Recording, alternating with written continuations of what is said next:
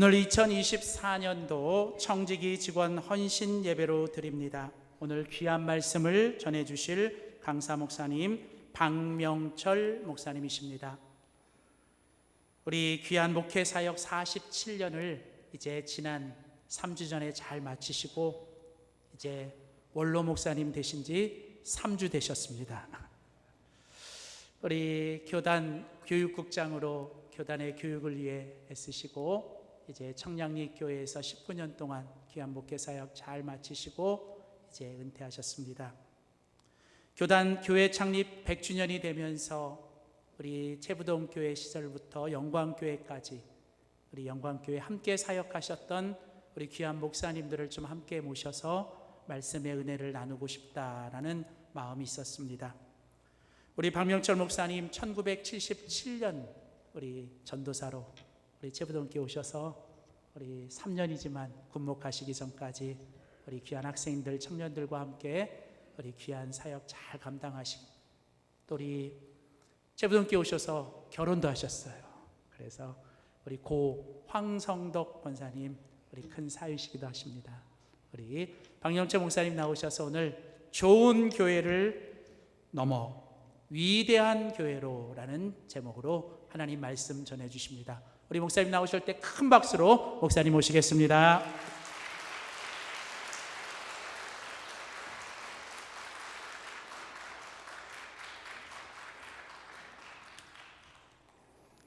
제가 굉장히 좋아하는 찬양을 오늘 불러주셨어요. 개인적으로 참 고맙고요. 오늘 이렇게 뵈니까 곳곳에 제가 얼굴이 기억되는 몇 분이 계시네요.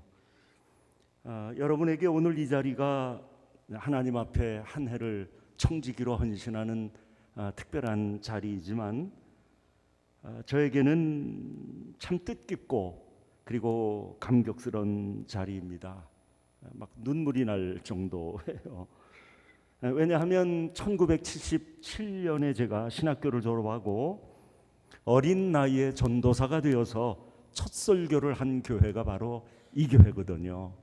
그런데 47년의 그 사역을 마치고 나서 첫 설교를 또 이 교회에서 하니까 세상에 이런 우연이 어디 있어요? 우리 안 목사님께서 계획하신 일일까요? 장로님들께서 계획하셨을까요? 아니거든요. 하나님께서 그 위에 계신 하나님께서 뭔가 오늘 이 시간 하나님이 하시고자 하시는 말씀이 계셔서 저를 세우신 것이 아닌가 그런 생각을 하고 혼자 기도하면서 하나님 세우셨으니 제가 1시간을 하겠습니까? 2시간을 하겠습니까? 고작 해야 한 30분 정도 설교하고 갈 텐데 30분이지만 마음껏 사용해 주십시오. 제가 그렇게 기도했다고요. 저는 설교를 잘하는 사람은 아니지만 제가 오늘 이 1시간 이 강단을 제가 담당할 때 이 자리에 서 있다는 그 자체만으로도 여러분들에게 아주 하나님이 주시는 귀한 메시지가 되기를 바라고 저는 오늘 설교를 다른 간증이라든지 다른 얘기 안 하겠어요. 그냥 성경만 쭉 여러분에게 말씀드리려고 하니까 성경은 우리들에게 영의 양식 아닙니까? 여러분 밥을 먹는 자리에서 인상 쓰고 마음 닫고 이러고 밥 먹는 사람 봤습니까? 밥 먹는 자리에서만큼은 다들 즐거워하거든요. 똑같아요. 우리가 하나님의 말씀 앞에서 좀 자유롭게 우리의 영혼이 움직이고 우리의 마음이 움직이고 하나님이 주시는 성령의 역사가 오늘 이 1시간 있기를 바랍니다. 자, 다시 인사드려요. 안녕하세요. 자, 우리 서로 좌우에 계신 분들, 앞뒤에 계신 분들 우리 인사 나눕시다. 안녕하세요. 새해를 승리하시기 바랍니다. 사랑하는 영광교회 성도 여러분, 무엇보다 교회 창립 100주년을 여러분들이 맞으신 것을 축하드립니다. 그런데 여러분, 지난 100년의 은혜를 우리가 받았다고는 하지만 100년의 은혜가 감당이 되십니까? 이 질문 그대로를 여러분들이 한번 마음에 담아 보십시오.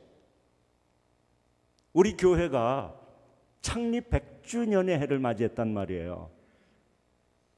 엄청난 일이거든요.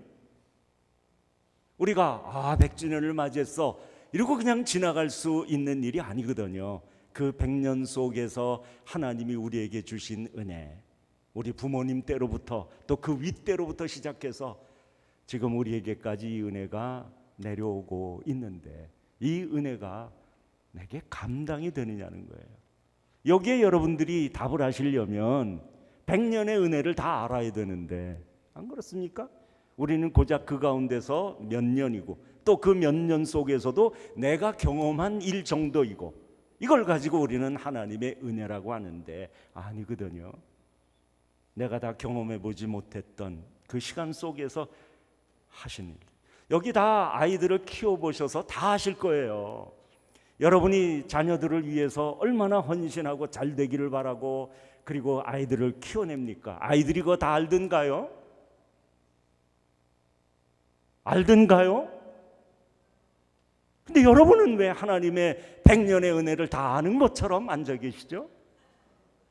그렇잖아요. 모른다는 게 정답이에요. 모른다는 게. 오늘 설교는 지난 100년의 은혜가 감당이 되시나요? 하는 이 질문에서부터 시작을 하려고 합니다. 오늘은 이렇게 우리가 감당할 수 없는 하나님의 은혜로 맞이한 100주년 청지기 헌신 예배이니만큼 꿈과 비전을 여러분들하고 잠깐의 시간이지만 같이 나누고 싶어요. 자, 오늘 우리에게 주어진 설교의 제목을 우리 다 같이 한번 읽습니다. 저를 따라해 주시기 바랍니다. 좋은 교회를 넘어 위대한 교회로. 자, 붙여서 같이 하겠습니다. 시작. 근데 여러분, 오늘 우리에게 하나님이 주신 에베소서 3장의 4절의 말씀 속에서 하나님이 우리를 통해서 기대하시는 위대한 교회가 보이시나요? 위대한 교회가 보이시나요? 오늘 본문의 내용을 한번 잘 들어보시기 바랍니다. 여기서 사도 바울이 제일 먼저 하는 말은 다른 게 아니에요. 하나님은 가장 작고 보잘것없는 사도 바울 자신에게 그리스도의 풍성함을 이방인에게 전할 사명을 주셨다고 이렇게 오늘의 말씀을 시작합니다.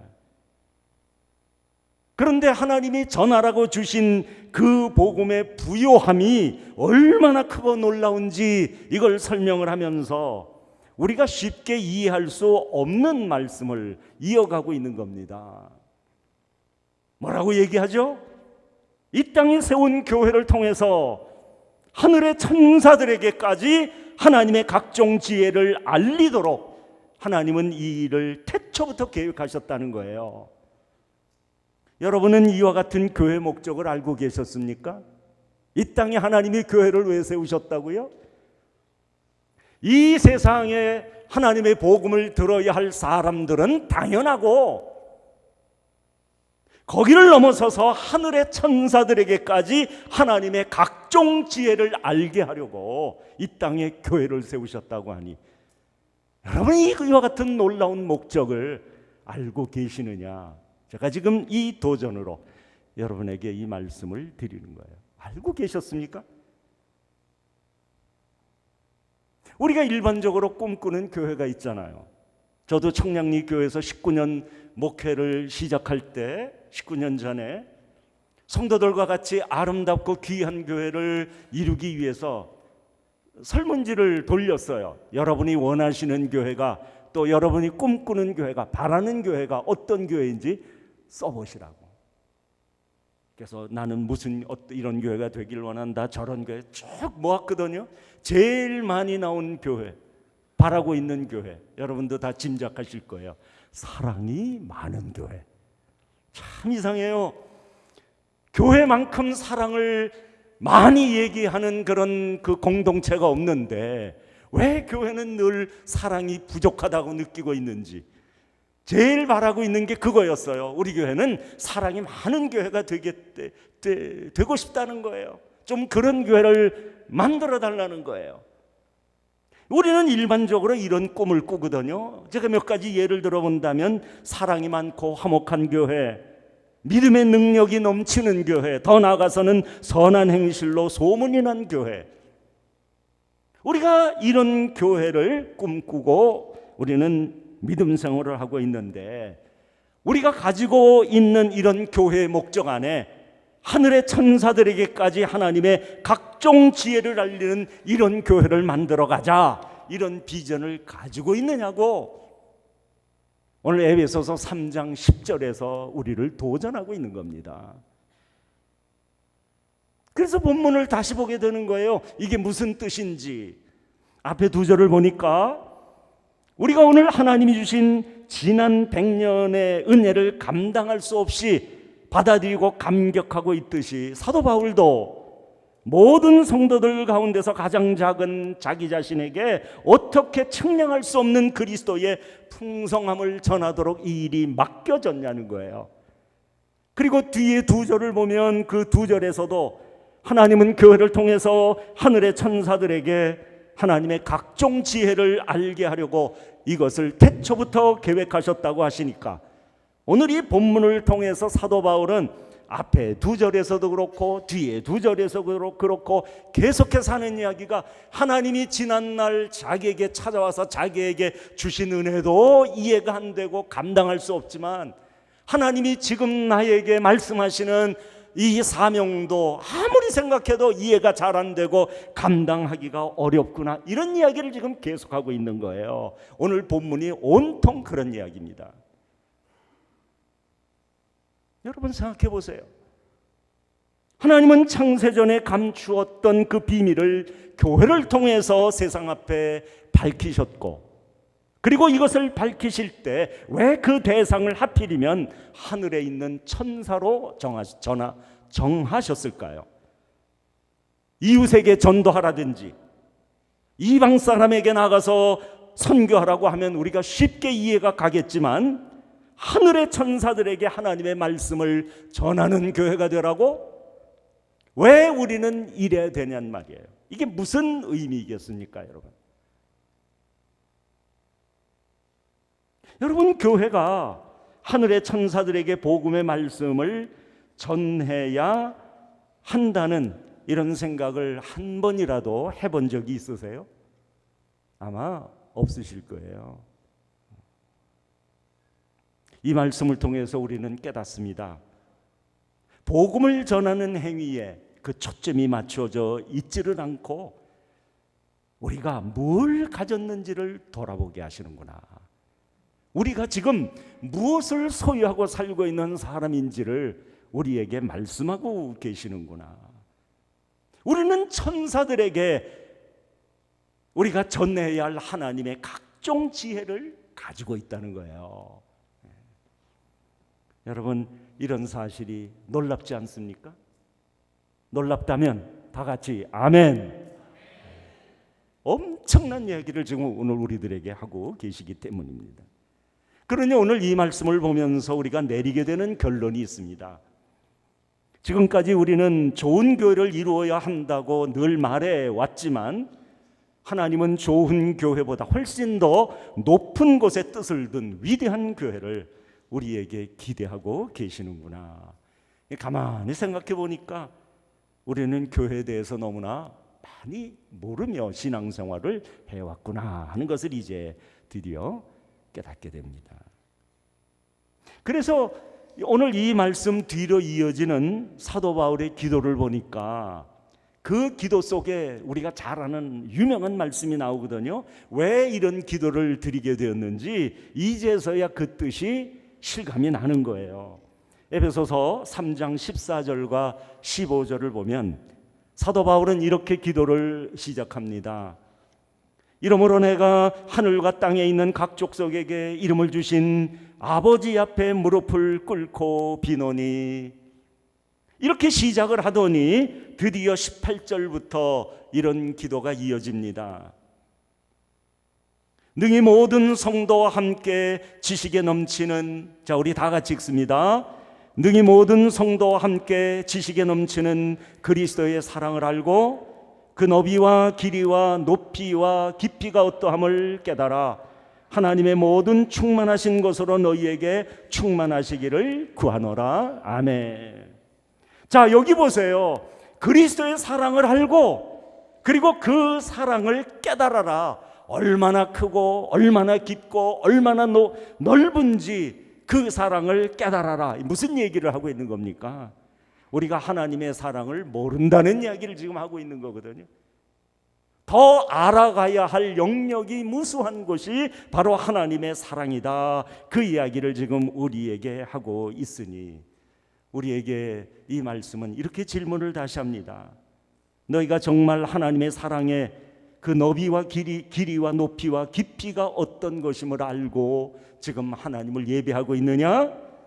하나님의 모든 충만하심을 정말 너희가 알고 있느냐? 여러분 왜 이렇게 묻는다고 생각을 하십니까? 하늘에 있는 천사들도 들어야 할 만큼 우리가 하나님께로부터 받은 그 구원이 얼마나 대단한 것인지를 우리부터 먼저 알아야 한다고 그 이야기를 지금 하는 겁니다. 근데 우리의 지금 모습은 어떤가요?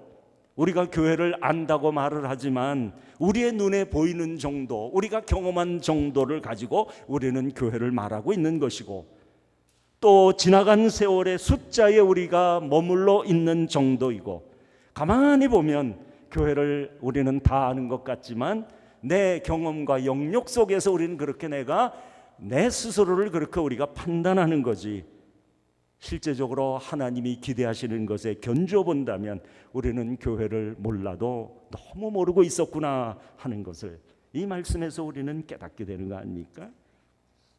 사실 이 영광교회는 저에게는 처음에 말씀드린 것처럼 여러 가지 아름다운 추억으로 가득한 곳입니다.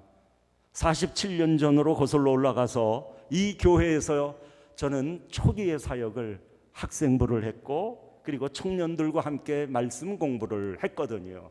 얼마나 지금 생각해보면 무모하게 했는지 교재도 없었어요. 그냥 성경 펴시다 그래가지고 요한복음 1장 1절부터 계속 읽어가면서 그 말씀을 청년들하고 나눴던 기억이 나요. 지금 생각하면 굉장히 무모한 방법이고 지금 해봐라 그러면 그렇게 안 하겠죠. 물론 그때는 지금처럼 그렇게 자료가 다양하지 않아서 그런 측면도 있었지만 굳이 다른 사람들이 쓴 주석을 볼 이유가 있느냐? 그건 그 사람들이 깨닫고 그들이 발견한 은혜인데 다른 사람의 안경을 내 눈에다가 내가 댄다고 해서 그게 나에게 얼마나 도움이 될까? 말도 안 되는 그런 고집이 있었어요. 그래서 그런 거 보지 말고 성경책만 가지고 오라고 그래가지고 우리가 했거든요. 아까 조금 전에 그 장로님들하고 잠깐 올라오기 전에 잠깐 인사하며 시간을 가졌는데 그때 같이 자료를 하셨던 한 장로님이 그러시더라고요. 전 그렇게까지 기억을 못하는데 목사님 그때는 굉장히 우리가 요한복음을 열심히 공부했어요. 로마서도 공부했어요. 그런 이야기를 하시더라고요. 근데 여러분 지금 가만히 생각해보면 아무리 그때 우리가 열심히 공부한 것 같아도 그때 우리가 머물러 있었던 그곳은 얕은 곳이었거든요. 구원 받으셨습니까? 예수님 영접하셨습니까? 그리고 지금 천국에 갈 확신을 가지고 믿음 생활을 하십니까? 이 질문이 다예요. 거기까지 질문하고 나서 상대방이 고개를 끄덕이고 아멘 하면 다 됐다고 생각을 했어요. 물론 우리에게 구원의 확신처럼 중요한 것은 없습니다. 하지만 태어난 아이는 아이로 머물러 있으면 안 되거든요. 태어났기 때문에 그 아이가 성장하여야 하듯 예수 그리스도의 사랑의 길이와 높이와 깊이와 그 넓이를 점점 알아가야 하고 하나님이 얼마나 놀라운 그 하나님의 모든 충만하신 것으로 우리를 붙잡으시고 우리를 이끄시고 계시는지 그걸 알고 그 자리로 우리가 가야 하는데 내 속이 하나님이 주신 것으로 충만해야 하는데 우리가 말씀의 세계에 더 이상 깊은 곳으로 들어가지를 못하고 있는 그런 형태의 신앙에 고착되어서 교회가 무엇이며 교회의 아름다움이 어디에 있고 교회에 허락한 축복들이 무엇인지를 살피지를 못하며 우리가 신앙생활을 해왔으니, 그렇다면 이런 것은 우리들에게 적지 않은 문제인 것입니다. 그러므로 사랑하는 성도 여러분, 오늘 우리가 서야 할 자리가 어디인지 이제 아시겠습니까? 내 경험 속에서 내가 경험한 그 자리가 내가 서 있을 자리가 아니라 하나님께서 우리에게 허락하신 자리는 훨씬 더 깊고 훨씬 더 넓고 훨씬 더 높은 곳에 있다는 것입니다. 더 나아가야 할 것을 우리들에게 지금 말씀하고 있기 때문이에요.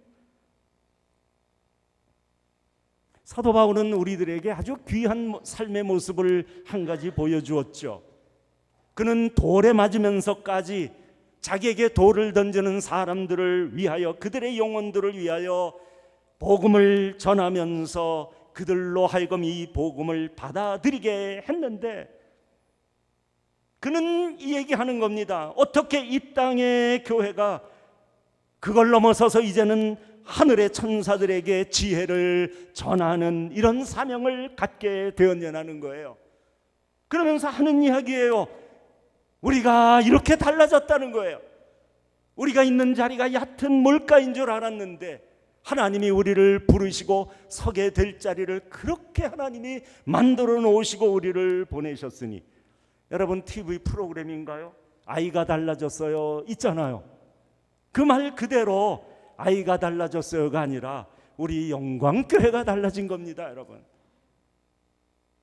이것이야말로 교회가 가진 특권이며 우리 교회가 누려야 할, 특히 우리 영광교회가 2024년에 누려야 할 진정한 축복이니, 하나님이 이끄시는 이 이끄심에 여러분들의 마음이 활짝 열리기를 주님의 이름으로 축원합니다. 교회란 다른 곳이 아니에요.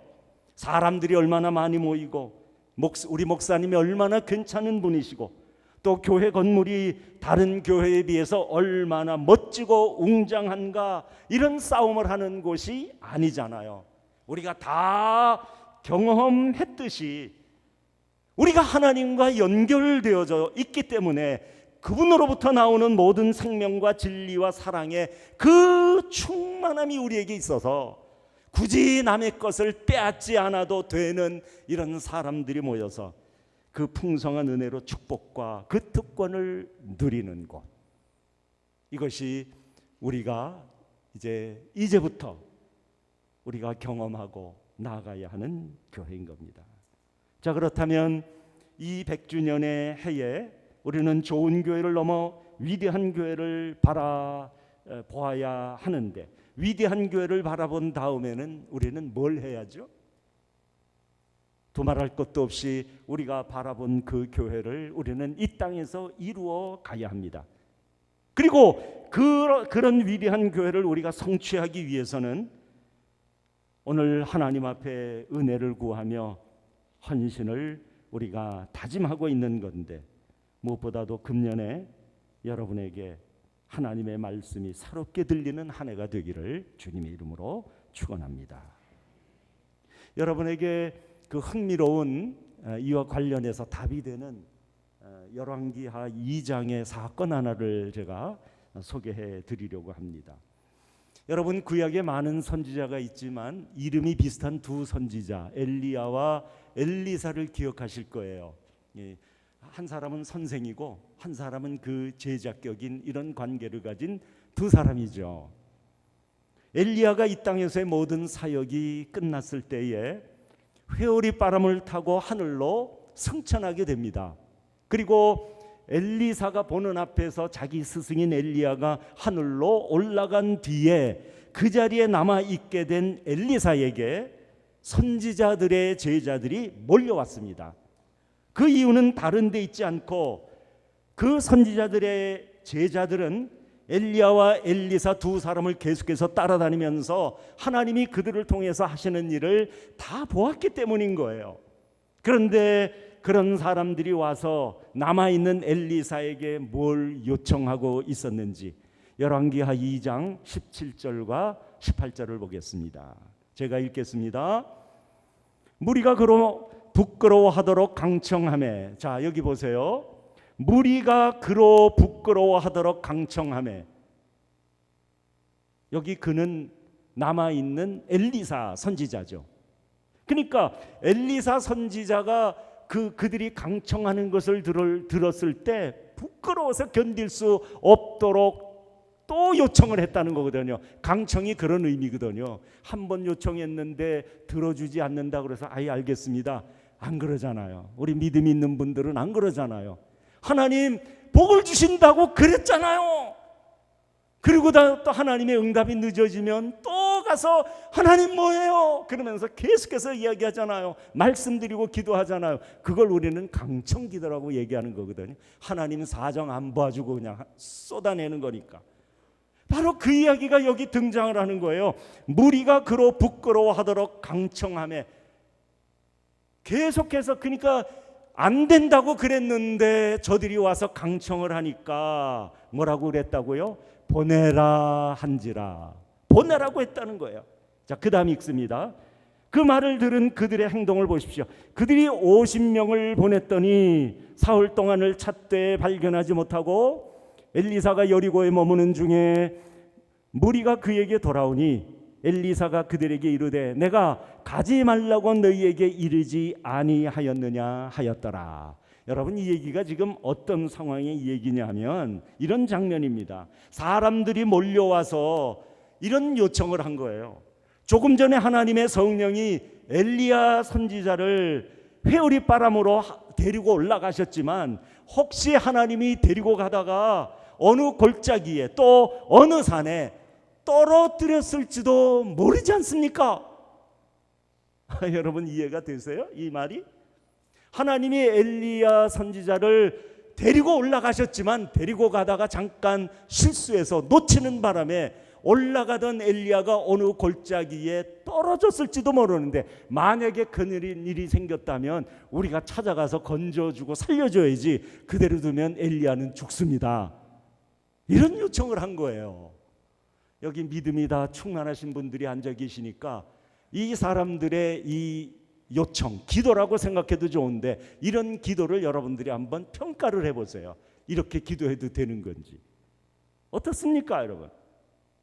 저는 이 사람들이 이렇게 말했다는 것이 믿어지지가 않아요. 왜냐하면 아무리 그래도 그렇지 요즘으로 말하면 그들은 다 하나님을 믿는 사람들이거든요.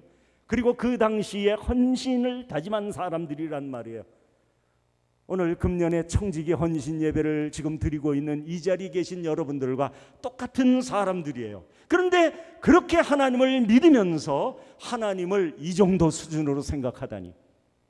엘리야 선지자를 데리고 올라가다가 실수로 떨어뜨릴 수도 있는 분이라고 생각하고 사람을 풀어서 보내시면 우리가 나가서 찾겠다고 50명만 풀어달라고 지금 그렇게 이야기하고 있으니 여러분 동의하세요?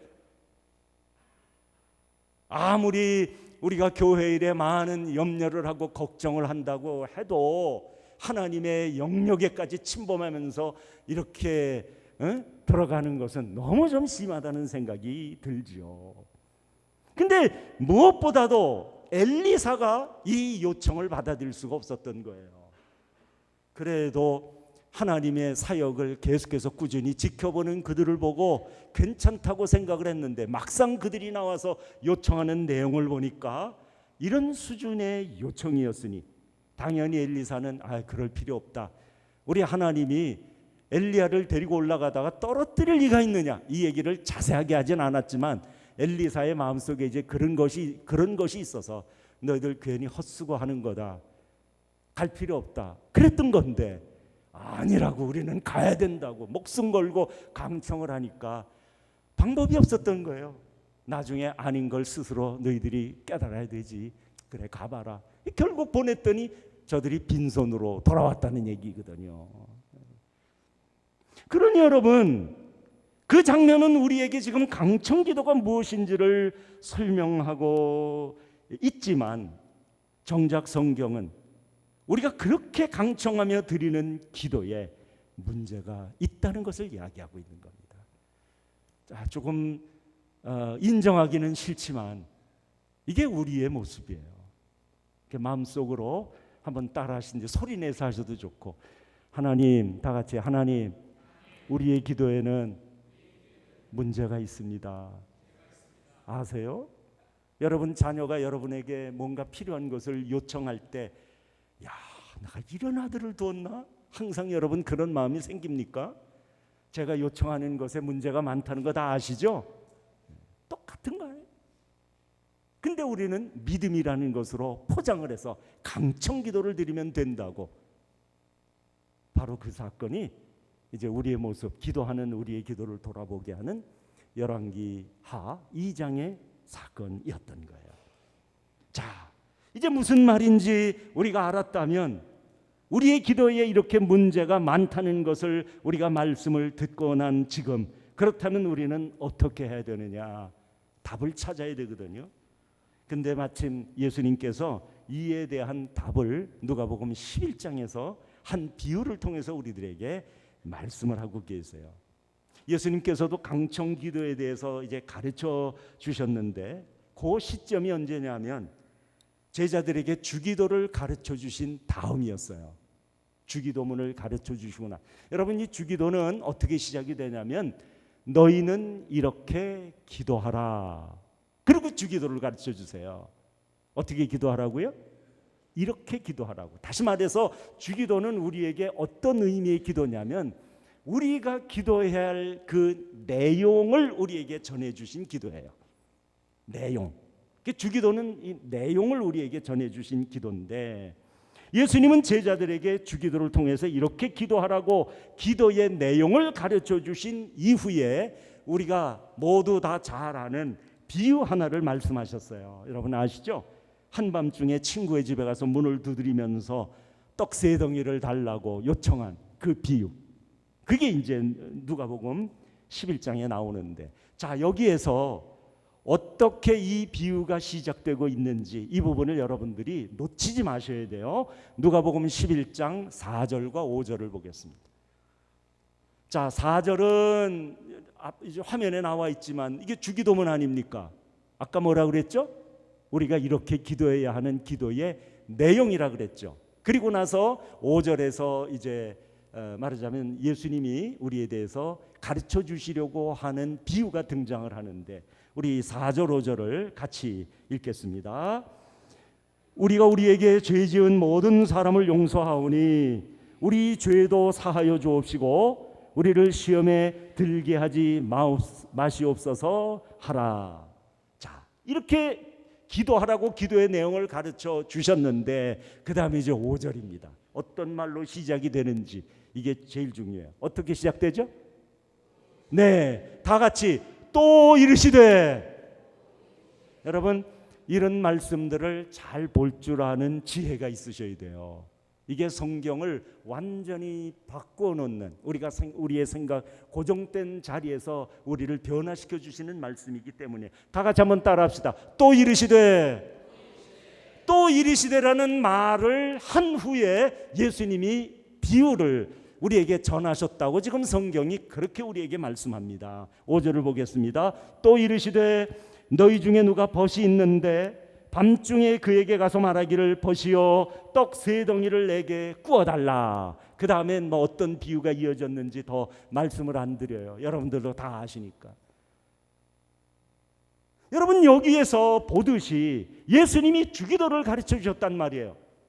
그리고 나서 이 비유를 말씀하셨다는 것, 또 이르시되 하면서 그 다음에 등장하는 그 비유에 집중하게 하시는 것이 무슨 이유이겠습니까?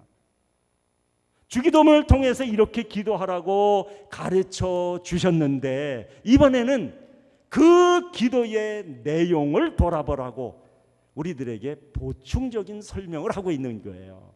그러니까 그 다음에 나오는 비유는 어디에 우리가 초점을 맞춰야 되냐면, 그 사람이 친구의 집에 한밤중에 가서 두드리면서 어떻게 뭘 요청하는지 여기를 봐야 돼요. 왜냐하면 그게 요청의 내용, 기도의 내용이니까.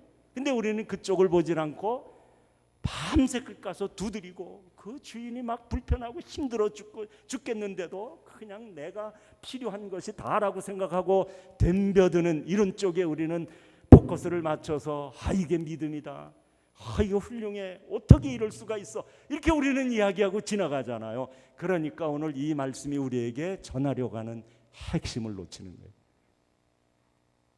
또 이르시되, 주기도문을 말씀하셔서 우리는 그렇게 기도해야 된다 하시고 나서 보충적으로 비유 하나를 들려주시면서 거기 등장하는 이 사람은 그렇다면 온전히 바르게 지금 기도하고 있느냐, 그 이야기를 지금 하고 있기 때문입니다. 여러분 한번 생각해 보세요. 이 비유를 그렇게 들여다보세요. 뭐가 문제인지 금방 여러분 눈에 보이실 거예요. 여러분이 한번 대답해 보십시오. 이미 말씀을 다 드렸지만 그 다음에 등장하는 비유에서 뭐가 문제입니까? 대단한 것을 원하는 것도 아니면서 그렇게 요란을 떨었구나. 뭘 달라고 그랬습니까? 겨우 떡 3덩이를 달라고 하면서 잠자지 못하게 지금 두들기고 있는 거예요. 이게 가당한 일인가요? 한번 생각해 보십시오. 친구가 찾아왔는데 얘가 뭘 잘못 먹었는지 쓰러지더니 숨도 쉬지 못하고 몸을 가누지를 못한다고 가정해 봅시다. 그렇다면 그 친구를 맞이하게 된 이 친구는 그대로 두면 자기 친구가 죽을 것 같으니까 그 다음에 비상약을 찾았을 거고, 자기 집에 비상약이 없을 때는 옆에 있는 다른 친구의 집에 가서 문을 두드리는 거거든요. 우리 지금 내 친구가 찾아왔는데 지금 죽으려고 그런다, 비상약이 있으면 좀 달라, 그래서 지금 문을 두드리거든. 차라리 이런 걸 요청했다면 얘기가 달라집니다. 당연히 일어나서 그 원하는 그 약을 찾아줘야죠. 사람이 죽어간다는데, 안 그렇습니까? 그런데 그런 요청이 아니라 뭘 달라고요? 겨우 떡 3덩이를 지금 원하고 있어요. 물론 친구가 너무 배고파하니까 친구의 집 문을 두들겼겠지만, 사실 우리가 살아가면서 이런 경우를 만나면 우리는 이런 경우에 그 늦은 시간에 음식을 구하는 것보다는 배고파하는 그 친구를 달랩니다. 야, 많이 배고픈 거 내가 이해한다. 그렇지만 몇 시간만 지나면 동이 틀 때니까, 동 트면 그때 음식 맛있게 많이 만들어 줄게. 몇 시간만 참자. 안 그러면 나하고 놀자. 그러면서라도 그걸 달래지. 배고픈 친구가 왔다고 그 시간에 떡을 구한다고 다른 집에 잠을 못 자면서 그걸 방해를 해요. 근데 우리도 안 그러면서 이런 대목이 나오면 괜히 나도 모르게 이게 믿음의 행위인 것처럼, 믿음 있는 사람의 모습인 것처럼 아무것도 돌아보지 않고 나아가는 우리의 그 모습. 아까 여러분 엘리사 선지자에게 그 선지자의 제자들이 나아가서 그 드렸던 그 강청하는 그 기도를 여러분들이 생각해 보세요. 하나님이 엘리야 선지자를 데리고 하늘로 올라가다가 혹시 실수해서 놓쳐서 떨어뜨렸을 수도 있으니까 우리가 가서 그 사람을 찾아서 살려야 되겠다고, 현실과 동떨어진 얘기, 하나님의 수준을 그 수준으로 보면서 그런 요청을 하면서 그렇게까지 할 필요 없다, 우리 하나님이 그런 분이시겠느냐 거절을 했는데도 아니라고, 사람 풀어서 찾아야 된다고, 50명을 보내자고 그러면서 일을 만들어가고 있으니 지금 뭘 얘기하는 거죠?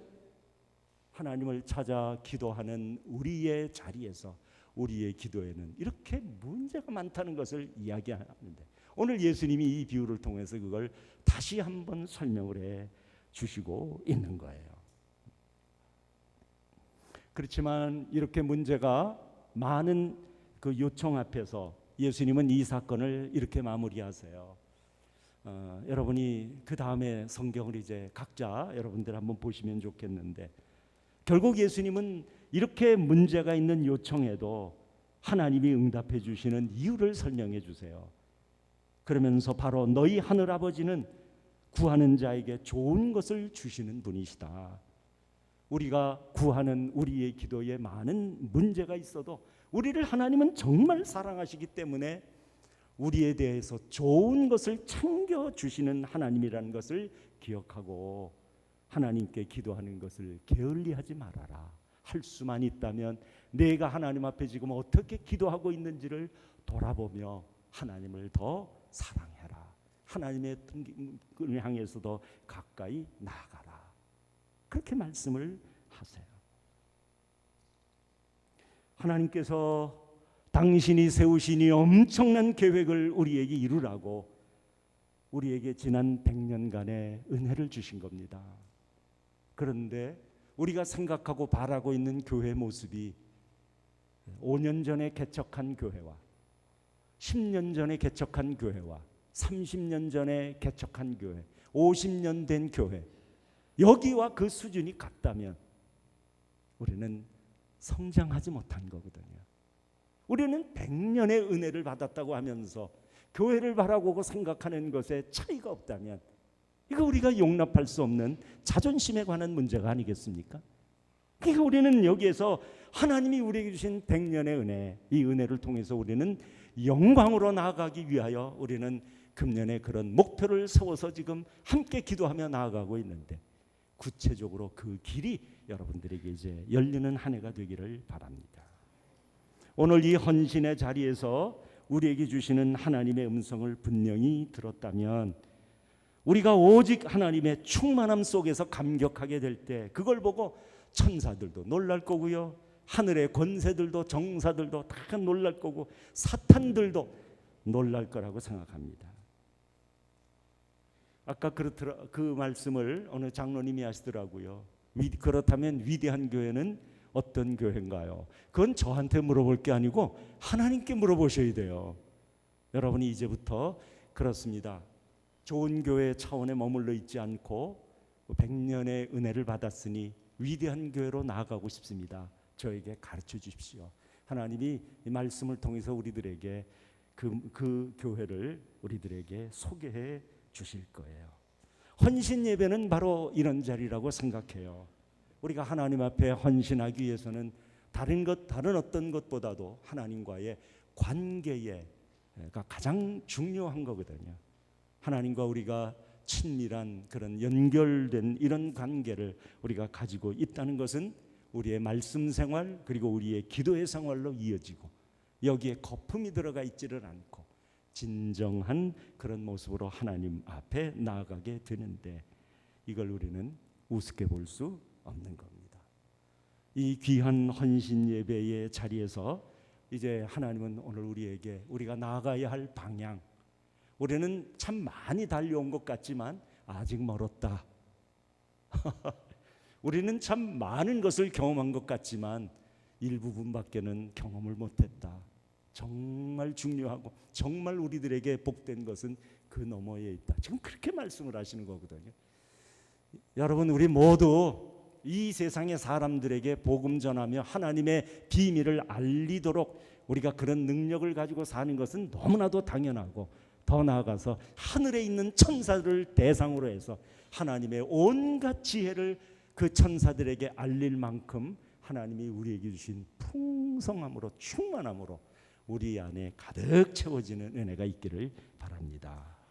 금년에는 말씀과 기도로 하나님과 하나가 되는 출발을 잘 하셔서 모두 다 복 받으시기 바랍니다. 기도하시겠습니다. 우리가 위대한 교회로 나아가도록 우리에게 이렇게 목표를 주셨으니 이제 말씀과 기도로 헌신하며 나아가도록 이 자리에 함께한 모든 청지기들을 기억하시고 새 힘을 주옵소서. 우리 구주 예수님의 이름으로 기도합니다. 아멘.